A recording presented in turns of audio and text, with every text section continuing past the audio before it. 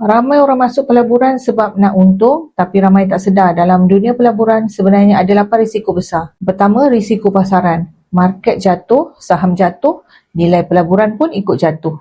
Yang keduanya, risiko inflasi. Duit nampak banyak tapi kuasa beli makin kecil. Bila bank pusat naikkan kadar faedah, banyak pelaburan boleh terkesan. Keempat, risiko kredit. Ada syarikat gagal bayar hutang kepada pelabur. Kelima, risiko mata wang. Pelaburan luar negara boleh rugi sebab nilai mata wang yang berubah. Yang keenam, risiko kecairan. Nak jual aset tapi tak ada pembeli. Ketujuh, risiko politik. Perang, krisis, perubahan dasar kerajaan. Dan yang ke-8, risiko syarikat sendiri. Contohnya skandal ataupun syarikat bankrupt. Sebab tu pelabur yang bijak bukan fikir untung sahaja. Mereka fikir cara nak lindungkan kekayaan. Di sinilah emas mainkan peranan penting. Bila inflasi naik, emas biasanya naik. Bila mata wang jatuh, emas masih bernilai. Bila krisis berlaku, emas jadi tempat orang lindung nilai.